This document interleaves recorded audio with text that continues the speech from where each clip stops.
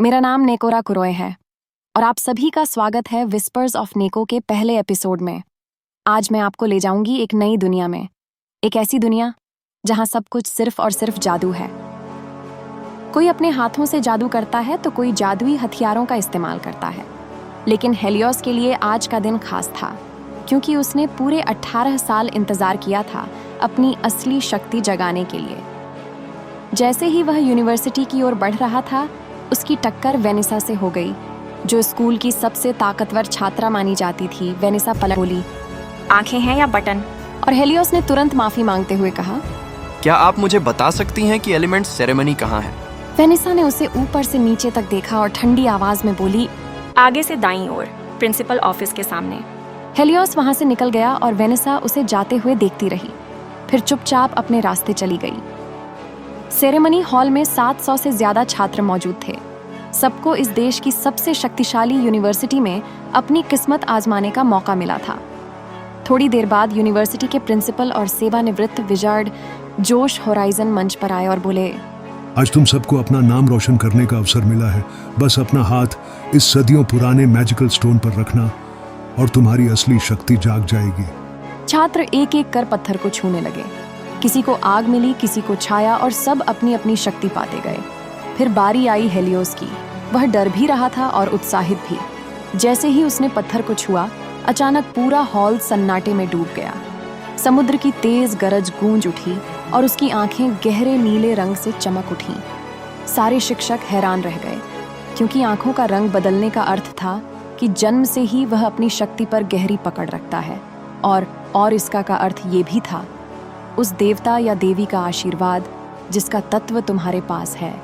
वेनिसा उसे दूर से देख रही थी और उसके दिल में केवल एक विचार आया, यह लड़का साधारण नहीं है। यह दुनिया को या तो बचाएगा या तबाह कर देगा। और हेलियोस ने अपना हाथ दिल पर रखकर मुस्कुराते हुए कहा, अब आएगा ना मजा। पर दूसरी ओर एक और दुनिया भी थी, एक वेपन लैंड, जहां बच्चों को उनके जीवन का पहला और अंतिम साथी मिलता था, उनका मैजिकल हथियार। और आज रेयोक्त्सो परिवार का चिराग कामी रेयोक्त्सो अपनी पहली वेपन सेरेमनी के लिए जा रहा था। कामी उस परिवार से था जो अपनी तलवार और कटाना स्किल्स के लिए दुनिया भर में मशहूर था। सिर्फ 5 साल की उम्र से ट्रेनिंग शुरू करने के बाद 17 साल की उम्र तक उसकी कला ने उसके खुद के दादा रेयोक्त्सो क्लैन के हेड को भी पीछे छोड़ दिया था। दादाजी ने उसकी स्किल देखकर उसे अपना उत्तराधिकारी घोषित कर दिया था। कामी शांत, तर्कशील और थोड़ा शरारती सोच वाला लड़का था, और आज उसकी जिंदगी एक नए मोड़ लेने वाली थी। सेरेमनी के रास्ते में कामी कुछ स्कूल के बुलीज से टकराता है। अरे ओए, सफेद बाल वाले छोटे चूहे, पहले हमें रेस्पेक्ट दिखाओ।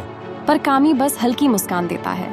कुछ ही पलों में अपनी तलवार की प्रैक्टिस मूव्स से उन तीनों को जमीन पर गिरा देता है। बिना समय बर्बाद किए वह सीधे सेरेमनी हॉल की तरफ बढ़ जाता है।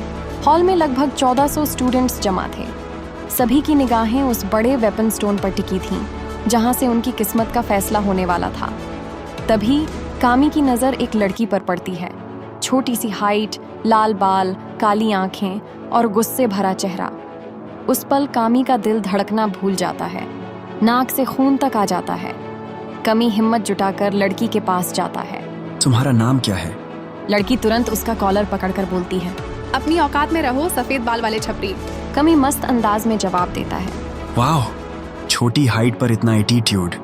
वैसे ये मेरे बाल नेचुरल हैं। अब अपना नाम तो बताओ, वरना क्यूटी पाई बोलना शुरू कर दूंगा। लड़की का चेहरा लाल हो जाता है, आंखों में शर्म, और धीरे से कहती है, मेरा नाम यूरी है। कामी बस हंसी रोकता है और सोचता है, यूरी चान, अब ये यूनिवर्सिटी मेरे लिए और भी इंटरेस्टिंग हो गई।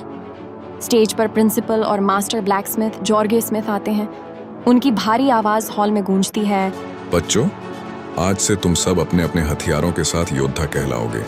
तुम्हारा वेपन ही तुम्हारी रैंक तय करेगा, F से लेकर गॉड टियर तक।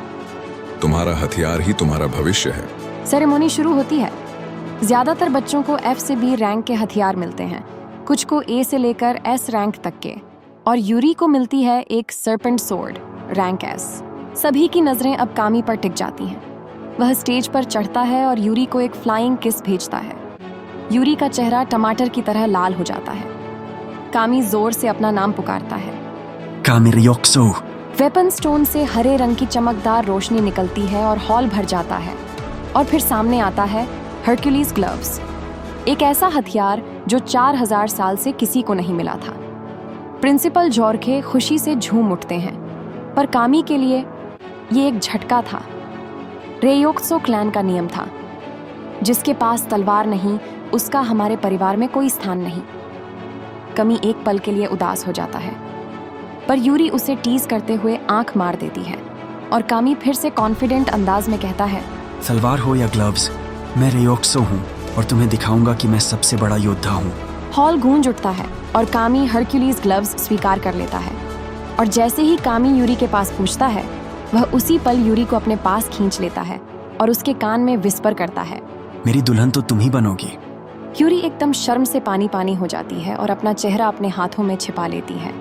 कामी हरक्यूलिस ग्लव्स अपने हाथों में पहनता है और वहीं से निकल जाता है।